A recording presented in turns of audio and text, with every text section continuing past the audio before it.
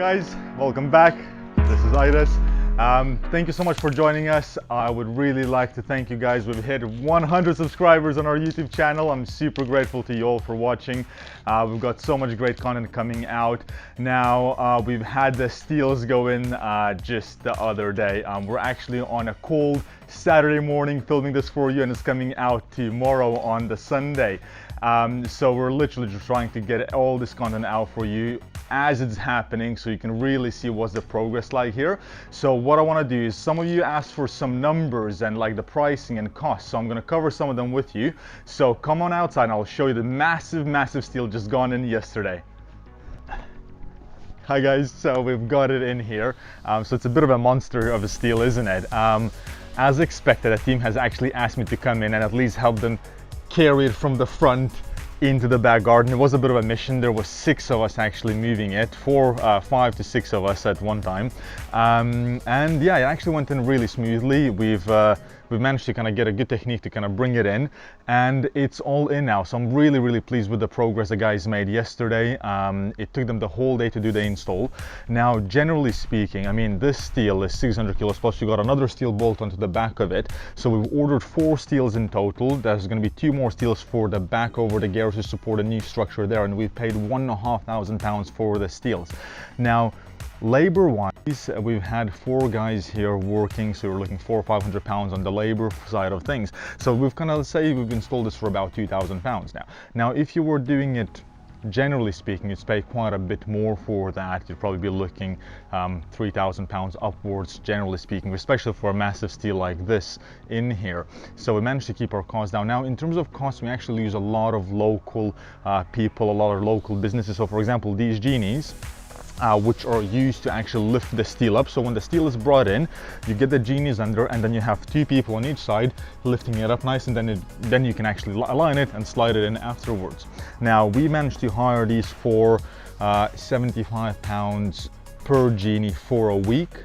Normally you're looking around £70-75 for a day. Now it just shows that we're building relationships with local businesses who look after us, and we use, because we do multiple projects, so it helps us sit between the costs of different things that we use. Now, in terms of this whole structure, obviously we had it, firstly, the way it kind of works is you have little holes made in the wall, then you have acro props with strong buoys put on to support the structure. Then the team effectively starts make sure it's packed in, it's supported. They take out the outer skin of the wall slowly, and then they will effectively then be raising the steel in. Everything then gets kind of aligned in, and then once the steel is in the position, they will pack it with Welsh slate. So it's natural slate, so it's like a rock, so it doesn't compact. So that gets packed in, and then you slowly start taking out the strong buoys, the acro props from the other side, and then the steel is basically then put and leveled into position. Yeah, so I mean, and sometimes you could get cracks, you could have the wall kind of sit down a little bit, but in our case, I mean, these structures are actually very solid, and the mortar between the joists of the bricks has been actually very good.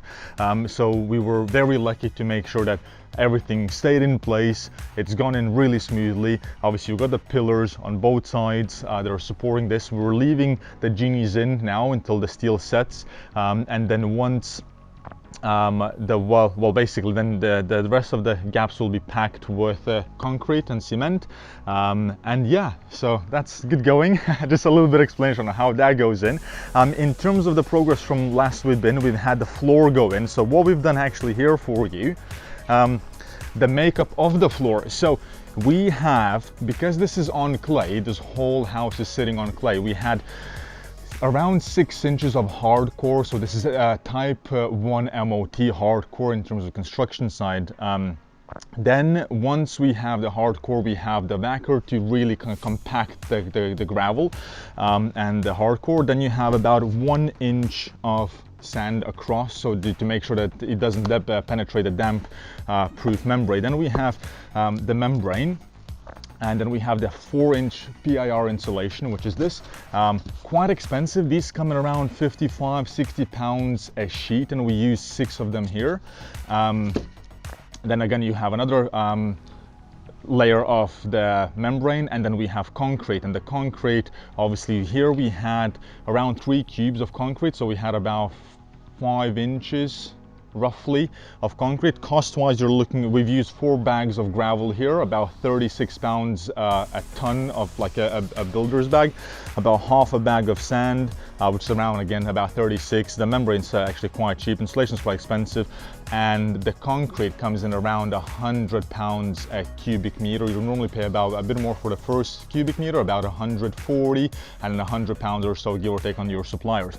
So this is the makeup of the floor. We've also had the drainage sorted. So since last we've actually had all the drainage from the other side run through and then come in over. Yeah, so the drainage is all sorted, so that's really good. And apart from that, if you come through, we'll probably come through here. So in here, what we've also done is, you can see we've blocked up some of the doorways, the previous doorways over there, for a few reasons. One reason was that we've kind of designed in a way that we have a built-in floor-to-ceiling wardrobe on the other side for like coats and shoes when you come in from the outside. We're gonna hide the waste pipes from the en-suites from the above, and also it's providing additional structural support for the steel that's sitting up here. Now with this steel, we've designed it in a way that it sits flush with the ceiling, so sometimes you will see a box underneath your timber joists, and that's where the steel is kind of boxed in.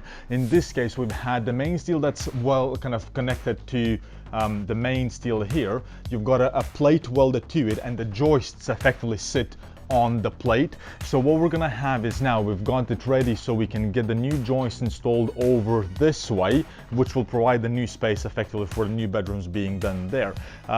Yeah, so the progress is going really well, guys. I'm really pleased again with the team we've got on the site. I am managing multiple trades on this project to keep the cost as low as possible for it, and I will be trying to share more of the things that we do and what we spend, so it'd be a bit of a guidance of what you can achieve when you're doing your projects as well.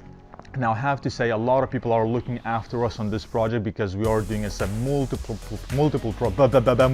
projects as we go, and because we give a lot of business to different companies on this project, they are actually looking after me. So I'm very grateful to everyone who is doing that for us, as it is our family home, and we want to kind of obviously achieve the best finish in a very timely manner, and also look at the cost at the same time.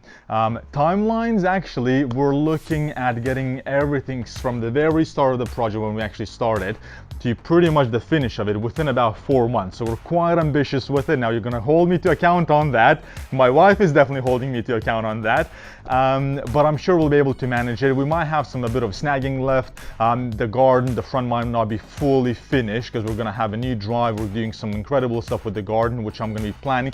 I might ask your ideas for the garden as well, because there's quite a few different options we've got with it, and maybe we'll get some input from you guys as well. Look, thank you so much for the 100 subscribers again. I really appreciate that, and it's just motivating us even more to do more, and do more great content for you. So guys, if you haven't yet subscribed, make sure to subscribe to the channel, get notified by turning on the notification bell, and like, share and comment as well, and I will see you on the next vlog. Have a nice weekend.